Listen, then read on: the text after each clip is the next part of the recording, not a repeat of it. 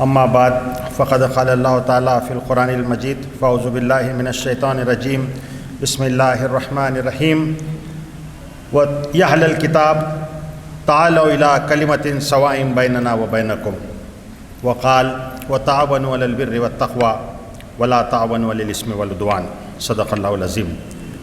सर्व स्तुती प्रशंसा तारीफ त्या अल्लाहसाठी, त्या ईश्वरासाठी जो या सृष्टीचा रचेता, आपल्या सर्वांचा निर्माता, या जगाचा शासक, स्वामी, मालक, पालक आणि धणी आहे। आणि ईश्वरातर्फे शांती नांदो त्याचे दूत आदरणीय हजरत मोहम्मद पैगंबर सल्लल्लाहु अलैहि वसल्लम साहेबांवर आणि त्या सर्व लोकांवर ज्यांनी मानव जातीच्या उन्नतीकरता आणि प्रगतीकरता कार्य केले।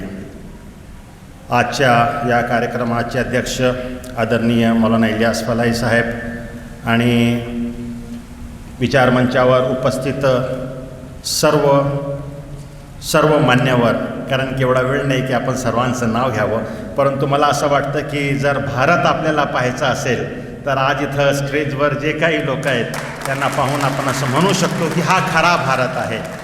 आणि हेच आपल्या देशाचं वैशिष्ट्य आहे। भंतेजींनी सांगितलं, महाराजने ये बात अभी कही है कि जग हैरत में है कि साहब ये ऐसा कैसा हो गया कि अलग अलग विचारधारा के लोग, अलग अलग जातों धर्मों में रहने वाले, अलग भाषा बोलने वाली एक जगह कैसे। हा महत्त्वाचा मुद्दा आहे। आणि कुठंतरी जमात इस्लामीचा हाच प्रयत्न आहे की ही जी एकात्मता आहे, हे जे आपसातील आपण म्हणतो की अनेक समाजामध्ये आपण राहत असताना आपसातील जे नातं आहे, जे मानवतेचं नातं आहे, जे प्रेमाचं नातं आहे, त्याचं संगोपन आपण केलं पाहिजे, ती वाढीस लागली पाहिजे। हे सांगितलं जातं की जेवढ्या जोडणाऱ्या विचार आणि जेवढे जोडणाऱ्या काही प्रवृत्ती असतात त्या अल्लाहकडून असतात, रहमान की तरफ से होते हैं, और सारी तोड़ने वाली चीज़ें ये शैतान की तरफ से होती है। आज झालं आहे काय की धर्माच्या नावावर अधर्म चालू आहे आणि त्याच्यामुळं कुठेतरी वाईट होतो। धर्म हा वाईट नसतो, आपण पाहिलं की सर्व धर्मामध्ये चांगले विचार असतात, परंतु त्याचा दुरुपयोग केला जातोय आणि त्याच्यामुळंच कुठेतरी अशा प्रकारचे कार्यक्रम घेण्याची गरज आणि आवश्यकता आज आपल्याला पडलेली आहे। इंसान कहते हैं उनसे बना। इंसान के अंदर प्रेम, मानवता, करुणा, दया, सेवाभाव, एकमेकांचा आदर करणं है ना, दर्द दिल के वास्ते पैदा किया इंसान को, हे दिलेलं आहे, हे त्याचा जन्मजात स्वभाव आहे। परंतु कुठेतरी एक विष आणि जहर अशा प्रकारचं पसरलं जात आहे सोशल मीडियाच्या माध्यमातून आणि कुठेतरी ते दुरावे निर्माण होत आहेत। म्हणून त्यांना पुन्हा जोडणं हा या कार्यक्रमाचा उद्देश आहे। आमचं असं म्हणणं आहे की जेव्हा व्यक्तीच्या मनामध्ये शांती येईल, प्रत्येक घरामध्ये शांती होईल, समाजामध्ये शांती होईल, मोहल्ल्यामध्ये शांती होईल, आपल्या शहरामध्ये शांती होईल आणि आपल्या देशामध्ये शांती होईल, तेव्हाच प्रगती आपण करू शकतो।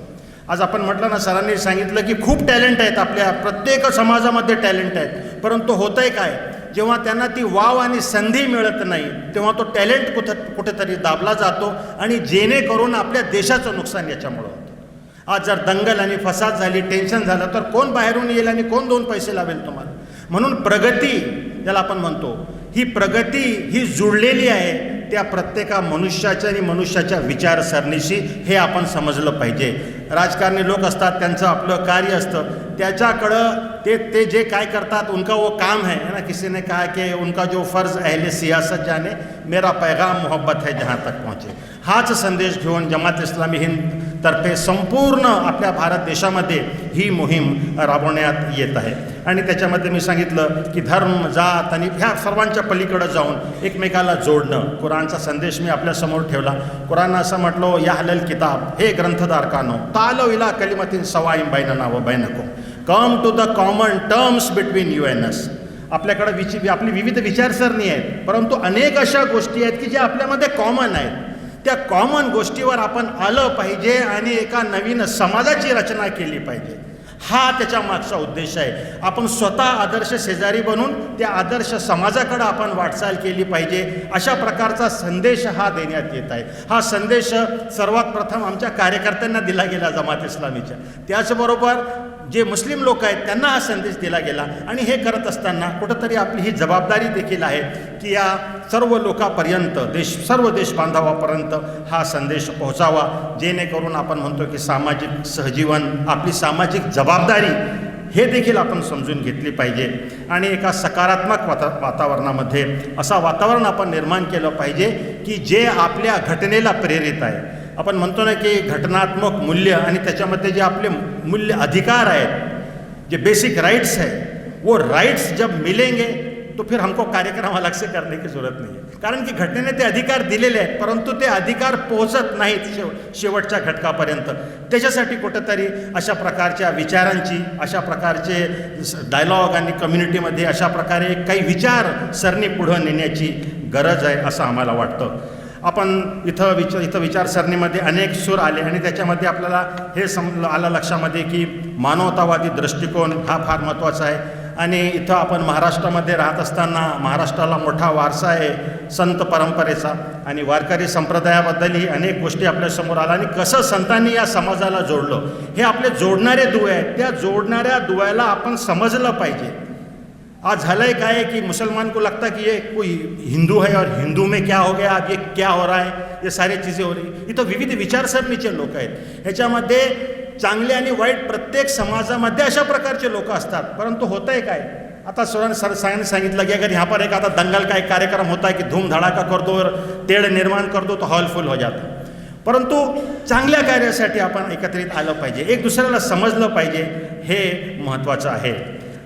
कुराणची आयत आपल्यासमोर आली आणि भंतेजींनी अतिशय चांगल्या प्रकारे आपल्यासमोर ती आयत ठेवली. ह्याच्यामध्ये ईश्वरानं असा आदेश दिला, वा अबुदुल्लाह, तुम सब अल्लाह की बंदगी करो. ईश्वराची उपासना म्हणजे फक्त काही कर्मकांड आणि प्रपंचाचा हा भाग नाही. त्याची उपासना म्हणजे माणसाचं नातं त्या ईश्वराशी जेव्हा जुड़तं, अल्लाह से जब उसका नाता जुड़ता है तो समाज के हर इंसान से उसका नाता जुड़ जाता है. त्या निर्मिकाशी जेव्हा नातं जुळतो तेव्हा त्याची जी निर्मिती आहे त्याच्याबरोबर तो चांगलं काम करतो. आणि सांगितलं पहिला हक्क ईश्वरानं स्वतःचा बयान केला, वा अबुदुल्लाह, तुम सब अल्लाह की, सिर्फ अल्लाह की बंदगी करो, अपना ये सर किसी और के आगे मत झुकाओ, सिर्फ एक ईश्वर को मानो. त्याचबरोबर सांगितलं वला तुश्रिकू बिही शयअन. त्याच्यानंतर एकूण 10 ऑर्डर्स आहेत, 10 हुक्म है जो दिए गए. वो बिल वालिदैनी एहसाना. बहुत दुख होता है जब हम देखते हैं कि हमारे शहर के अंदर वृद्धा आश्रम है और लोग ले जा करके माता पिता को डाल रहे हैं. कुरान ने कहा है कि जब वो बुढ़ापे को उम्र को पहुंच जाए, जेव्हा ते वृद्धापकाळाला पोहोचतात तेव्हा त्यांना उफ तक करू नका. जर तुमच्या अल्जन्नतु तहता मिन अक़दामिल उम्महात, आईच्या चरणाखाली स्वर्ग आहे. पिता हा स्वर्गाच्या दारापैकी एक दार आहे. सांगितलं काका हा तुमच्या वडिलांच्या बरोबरीने आहे, तुमच्या मावशीचा दर्जा हा तुमच्या आईच्या बरोबरीने आहे. जेवढे तुमचे जवळचे नातेवाईक आहेत त्यांचे हक्क अदा करा. आणि त्याच्याबद्दल सांगितलं एहसान के रविश. वजील खुर्बा, नातेवाईक. तिसरं. चौथं यतामा, समाजातील अनाथ मुलं, त्यांचं संगोपन करणं. त्याच्यासाठी वेगळं अनाथालय नाही, त्या समाजात त्या कुटुंबाची जबाबदारी आहे की समाजामध्ये जर कोणाचं ध्यान झालं तर त्याचे जे लहान मुलं आहेत त्याचं लालन पालन करावं. वल यतामा वल मसाकिनी, समाजामध्ये जे रंजलेले गांजलेले लोक आहेत. सांगितलं आपल्याला, जे का रंजले गांजले त्याशी म्हणे जो आपुले. हा संदेश दिला. त्या रंजलेल्या गांजल्यांच्या लोकांचे हक्क अदा करणे तुमची जबाबदारी आहे. कुराणचं ऑर्डर जे असतं ना, हे फर्ज असतं, हे ऑब्लिगेटरी कंपल्सरी असतं. त्याचबरोबर सांगितलं व जारिजुल खुर्बा, जे तुमचे जवळचे शेजारी आहेत. व जारिजुल जुनूब, जे तुमचे दूरचे शेजारी आहेत त्यांचा देखील हक्क आहे. व साहिबी बिल जंब, हे तुमच्या जे बाजूला बसलेले आहेत, आपल्या बाजूला जो बसलेला आहे, थोड्या वेळासाठी आलेला आहे, त्यांचा देखील तुमच्यावर हक्क आहे, तो देखील तुमचा शेजारी आहे. वब्नि सबील, आणि प्रवासामध्ये असताना जे शेजारी आहेत, प्रवासाचे हक्क सांगितले. एकदा पैगंबर साहेब रस्त्याचे हक्क सांगितले पैगंबर साहेबांनी. एकदा ते एका परत येत होते, त्यांचे सहकारी अनुयायी त्यांच्यासमोर होते, ते एका युद्धातून परत येत होते आणि काही त्यांच्या अनुयायींनी काय केलं की एक वाट होती, त्या वाटेमध्ये त्यांनी आपले खेमे म्हणतात ते तंबू लावले. पैगंबर साहेबांना जेव्हा माहीत झालं तेव्हा त्यांनी त्या बोलावलं त्या दौंडी पेटणाऱ्यांना आणि त्याला सांगितलं की तू मुनादी कर आणि हे सांग की ज्या ज्या लोकांनी त्या रस्त्यावर तंबू लावले आहेत त्यांना पुण्याई मिळणार नाही जिहादची. हा संदेश दिला गेला. उस रास्ते की भी हक है जब आप रास्ते से चल रहे हैं. आज काय झालं, हे सिविक सेन्स आपल्याकडं कुठंतरी कमी. नागरिक शास्त्र आपण लहानपणी बालपणी तर वाचलं, मग कुठं वाचत नाही. आता नवीन पिढी वाचते की नाही हे देखील माहीत नाही. आज सिविक सेन्स ही जी कमी आहे ना, त्याच्यामुळं अनेक प्रकारचे प्रॉब्लेम होतात. आपण पाहतो की US मध्ये इकडं ते फार प्रगत राष्ट्र झाले. का? जबाबदारी आहे. कचरा ऐसा रोड पे नहीं डालूंगा मैं, ये मेरी रिस्पॉन्सिबिलिटी. म्हणजे प्रवासामध्ये मी असं काढून पुडी खाल्ली आणि फेकणार नाही, इथं ती ST मध्ये ती फेकणार नाही मी, ही माझी जवाबदारी आहे. तो ये बात बताई गई पैगंबर साहब, तुम ये कचरा फेंकोगे दूसरे के घर के सामने, याद रखो पाकी आधा ईमान है. हे सांगितलं गेलं. त्याचबरोबर पुढं म्हणतात ते की वपनी सबील प्रवासी अहो मामाला का ताई मानुकुम, म्हणजे तुमचे नोकर चाकर आहेत. पहा, बॉसचे तुमच्यावर काय हक्क आहे हे सांगण्याची गरज नाही. ज्या बॉस आता तुम खुद अदब से मिळते. मोठा माणूस आला तर माणूस वाकून भेटतो, परंतु जो कमजोर आणि कमकुवत असतो ना, तिथं प्रॉब्लेम होतो. म्हणून आईवडिलांचे हक्क देखील त्याच पद्धतीने सांगितले. आणि जे तुमचे नोकर चाकर आणि गुलाम आहेत त्यांच्याशी चांगल्या प्रकारे वागा हे देखील सांगितलं. आणि या सर्वांबद्दल सांगितलं एहसान. एहसान काय माहिती आहे आपल्याला? एक आहे की तुमचा माझ्यावर जो हक्क आहे तो मी द्यावा. मी एकाला आपण कुणाला लेबरला ठेवलं, सांगितलं की बाबा दिवसभराची तुझी मजूर मी 500 रुपये देईल. 500 रुपये अगदी 5:30 वाजेला द्यावे, हा सांगितलं की ही तुमची जबाबदारी आहे, कर्तव्य. परंतु एहसान काय? 500च्या ऐवजी तुम्ही 600 रुपये द्यावे. त्यानं किती काम केलं, कमी केलं, जास्त केलं याच्याकडं पाहून नाही.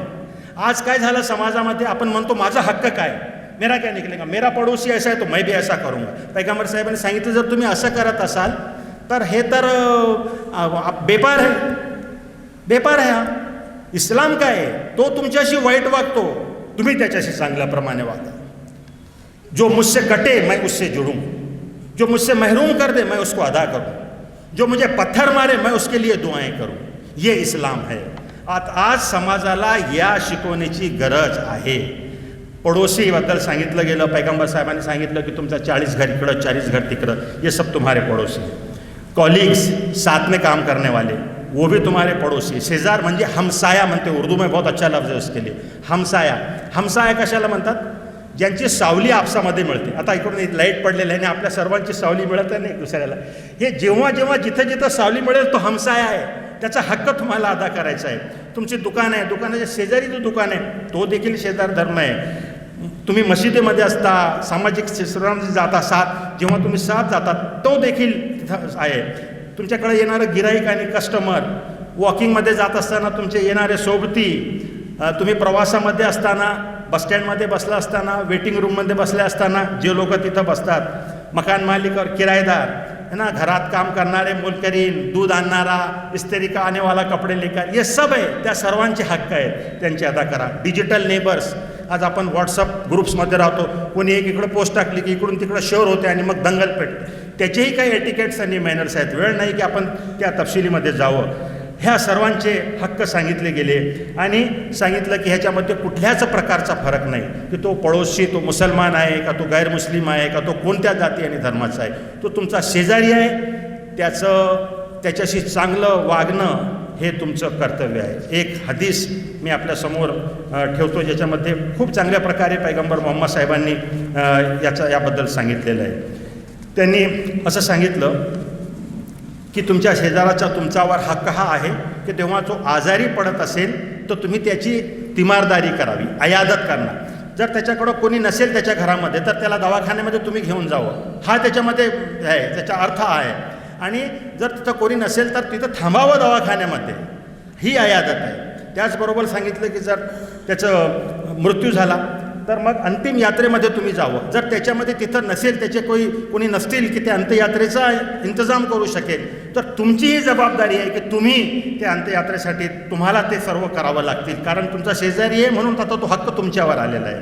हे सांगितलं की जर त्याला पैशाची गरज असेल, तो कर्ज मागत असेल तर तुम्ही त्याला कर्ज द्यावा.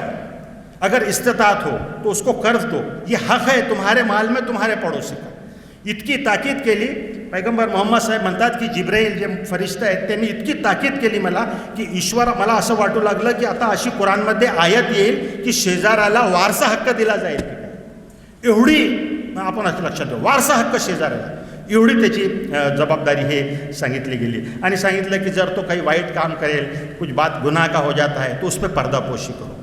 त्याच्याकडं असं झालं, आता शेजाऱ्याला घर असतात, त्यांना माहीत असतं त्यांच्याकडं काय चाललं आहे, काही झालं त्याच्यामध्ये तर तुम्ही ते सर्व गावभर बोबाटा करू नका, उसके राज की हिफाजत करो. त्याचा तो हक्क आहे की तुम्हाला नाही वाटतं की तुम्ही जेव्हा काही वाईट काम करतात तो ईश्वर आहे, त्यांना सत्तार म्हणतात की जो तुम्हारे ऊपर चादर डाल देता है. तुम गुनाह करते हो तो अल्लाह वो गुनाह लोगों के सामने नहीं लाता. तुम्हारी भी जिम्मेदारी क्या है की तुम दूसरों के गुन्हा लोगों के सामने नहीं लाए. जेव्हा त्याच्याकडं काही चांगला प्रसंग असेल तर तुम्ही त्याला मुबारकबाद द्यावं, त्याच्या आनंदामध्ये तुम्ही सहभागी व्हावं. हा देखील तुमचा त्याच्यावर हक्क आहे. जेव्हा तो मुसीबतमध्ये असेल, परेशान असेल, त्याची मदत करावी. आपली इमारत त्याच्या इमारतीशी उंच बनवू नका त्याची परवानगी घेतल्याशिवाय, हा देखील आदेश आहे. सांगितलं की जेव्हा तुम्ही घरामध्ये काही शिजवता जेव्हा तुमच्या पक्वान्नांची जो सुगंध असतो तो शेजाऱ्याला जेव्हा जातो, त्याचबरोबर तुम्ही जे काही शिजवलेलं आहे त्याच्यामधून काही ना काही हिस्सा तो शेजाऱ्याला गेला पाहिजे. अपनी हांडी की महक से उसको तंग मत करो. हमारी बेटियां होती बहुत अच्छे खाना बनाती है हमारी, तो पूरा महल्ला महकता. तो ये कहा कि ऐसा नहीं कि बना के खा रहे और बेचारे सब बाजू में आ रही बिरयानी की बहुत खुशबू उड़ रही, तो उसको भी ले जा करके दो, ये उसका हक है. त्याचबरोबर हे देखील सांगितलं की तुम्ही जर फ्रूट आणाल घरी तर त्याचा जो छिलका असतो हे काढून तो बाहेर टाकू नका, जेणेकरून त्याच्याकडं नसेल, तो पाहिला आणि त्याच्यात लहान मुलं म्हणतील की मलाही खायचं आहे, मलाही सफरचंद खायचं आहे, काय करायचं, तर मग त्याला त्रास होईल. तर जेव्हा फ्रूट आणा त्याचं तुमचा हक्क आहे की त्याच्यामधून काही फ्रूट देखील तुम्ही लिहून द्या. एवढी बारीकी सांगितली की जेव्हा तुम्ही खेळणे आणता मुलांना आणि शेजारी तुमच्याकडे जर ते त्यांच्याकडे नसेल तर त्यांना घरामध्येच खेळायला लावा. असं नको व्हायला की ते बाहेर जातील आणि ते आपल्या वडिलांना म्हणतील की मला हे खेळणं पाहिजे आणि त्याच्याकडं एवढी ऐपत नसेल.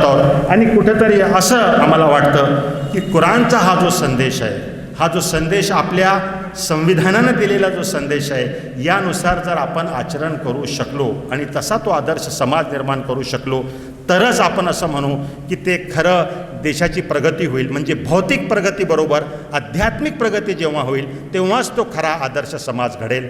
या आपण सर्वांनी मिळून याकडं आपण वाटचाल करूया. हम अल्लाह से ईश्वर से दुआ भी करते हैं कि अल्लाहुम्मा इहदिना सिरातल मुस्तकीम, हे ईश्वरा आम्हाला सरळ मार्ग दाखव. धन्यवाद सर.